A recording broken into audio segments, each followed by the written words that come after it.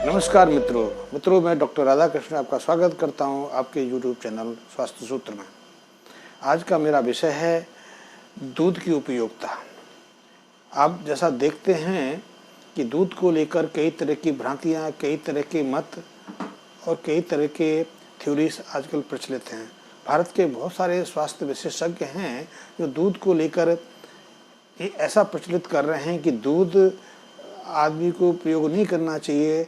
दूध सिर्फ बच्चों का एक पोषण है और बच्चों के लिए तो उपयोगी है, लेकिन वयस्कों को दूध नहीं प्रयोग करना चाहिए।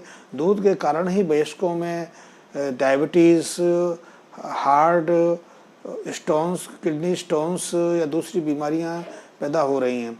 कुछ लोग तो दूध को कैंसर से साथ भी जोड़ रहे हैं। तो दूसरी तरफ हमारे जो जीवन पद्धति में दूध की बहुत उपयोगिता रही है। हम निरंतर हजारों सालों से दूध का प्रयोग करते रहे हैं और दूध ने कभी हमें समस्या भी नहीं दी। समस्या तो अभी 30-35 साल पहले से शुरू हुई है, जब दूध या तो विकृत हो गया या हम विकृत दूध पीना लगे। दूध में खराबी आई या दूध को खराब कर दिया गया, ये एक प्रश्न है, लेकिन स्वास्थ्य विशेषज्ञ उस धारणा में नहीं जानते कि दूध विकृत हुआ है। वो उसको सीधा कई तरह की बीमारियों के साथ जोड़ देते हैं। आपने देखा होगा कि 1960 तक भारत में WHO के अंतर्गत विदेशों से, न्यूजीलैंड और कई कंट्रियों से दूध पाउडर इकट्ठा करके स्कूलों में बांटा जाता था, बच्चों को पीने के लिए दिया जाता था।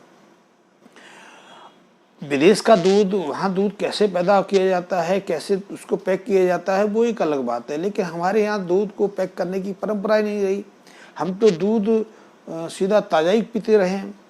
वैसे भी आयुर्वेद की दृष्टि में यदि दूध को देखें तो दूध की जो सेल्फ लाइफ है सिर्फ 6 घंटे है।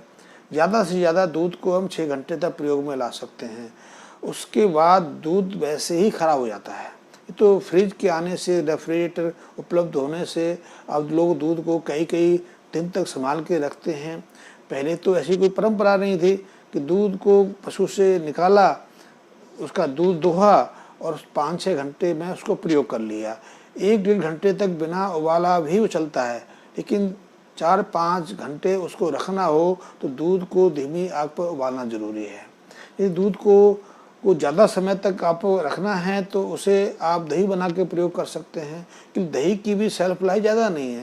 दही को भी 12 से 15 घंटे तक प्रयोग कर सकते हैं। उसके बाद दही भी विकृत होने लग जाता है, दही के गुण भी बदलने लगते हैं।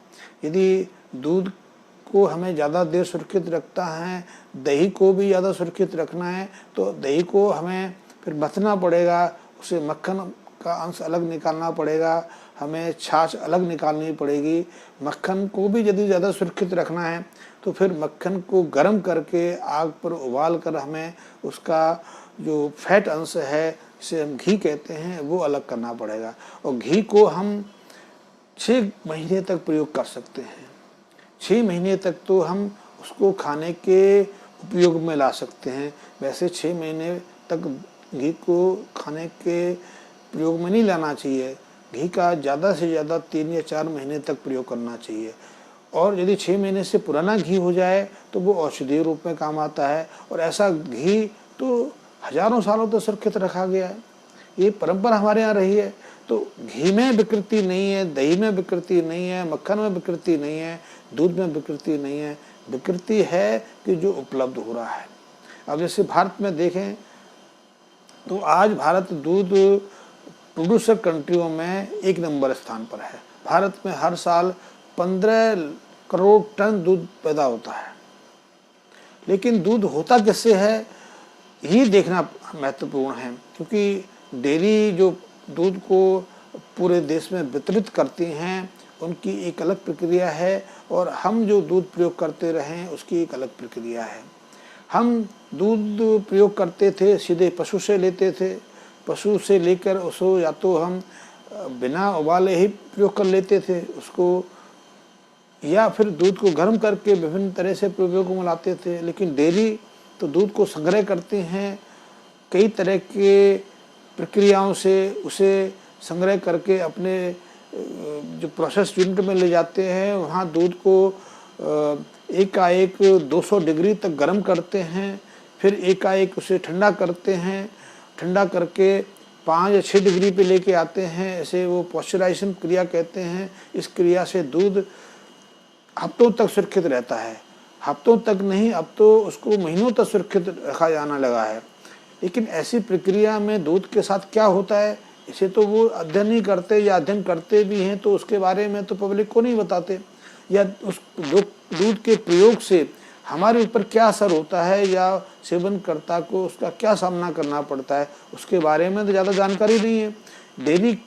डेयरी का काम है अपने दूध को प्रमोट करना। वो कहता है कि 3 महीने तक सुरक्षित रखो या 3 दिन तक सुरक्षित करो, दूध प्रयोग कर सकते हैं। तो लेकिन हमारे अध्ययनों में, और ऐसे अध्ययन अभी भी हुए हैं, कई जगह अध्ययन हुए हैं कि इस पश्चीकरण की क्रिया में, पश्चराइजेशन की क्रिया में दूध विकृत हो जाता है। दूध में उसके पोषक तत्व, कई पोषक तत्व तो 0 अंश पे आ जाते हैं, कई पोषक तत्व 50% तक समाप्त हो जाते हैं, कई पोषक तत्व का जो संरचनात्मक बनावट है वो बदल जाती है। हम जैसे फैट को देखें तो फैट की संरचना में इस प्रक्रिया के दौरान, इसकी पॉस्चराइजेशन क्रिया के दौरान, कि इसको जब उबालते हैं, ठंडा करते हैं, तो बहुत बदलाव आ जाता है। ऐसा घी, ऐसा दूध या फैट हमारे शरीर में जाके एक हानिकारक पदार्थ के रूप में काम करता है। तो जो समस्याएं विकसित हो रही हैं वो दूध के कारण नहीं हो रही, दूध के उपयोग और तरीके के कारण हो रही है। कि दूध जो हमें उपलब्ध हो रहा है वो वास्तव में दूध है कि दूध को विकृत करके बेचा जा रहा है। कि संग्रह की क्रिया में डेयरी उद्योग का अपने फायदे हैं, लेकिन प्रयोगकर्ता तो उसे दूध के रूप में ले रहा है। अभी भारत सरकार की रिपोर्ट है, भारत के जो स्वास्थ्य विभाग की रिपोर्ट है कि भारत में 70% का दूध जो उपलब्ध है, डेयरी का है या किसी और तरीके से है, उसमें मिलावट है। अब मिलावट किस चीज़ की है, क्योंकि उसमें कई तरह के मिलावट हैं। कोई डिटर्जेंट डाल रहे हैं, कुछ यूरिया डाल रहे हैं, कुछ और चीज़ें डाल रहे हैं, ग्लूकोज डाल रहे हैं।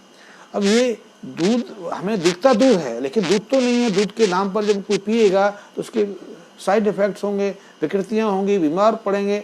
अब उसके कारण तो हम उस सही दूध को, जो वास्तविक दूध है, उसको दोषी नहीं ठहरा सकते। जैसे समाज में 4 लोग गुंडे हो जाएं, 4 लोग असामाजिक हो जाएं, तो उसके लिए पूरे समाज को दोषी नहीं ठहराया जा सकता। इसलिए दूध पर वास्तविक जानकारी लेकर, यथार्थ जानकारी लेकर आप उसको सही रूप में प्रयोग करिए। दूध बहुत मूल्यवान है, संपूर्ण आहार है, और उन जीवों के लिए भी जो पूरी ज़िंदगी मांसाहार पर निर्भर रहते हैं, वो बाल्यकाल में सिर्फ दूध के सहारे ही विकसित होते हैं, दूध के सहारे ही पलते हैं, दूध के सहारे ही उस योग्य बनते हैं कि शेष जिंदगी दूध को छोड़कर दूसरे आहार पर आ सकें। तो मैं दूध पर छोटा सा मेरा वीडियो है, आपको पसंद आया हो तो आप लाइक करें, कमेंट्स करें और मुझे अगले वीडियो के लिए प्रेरित करें। धन्यवाद।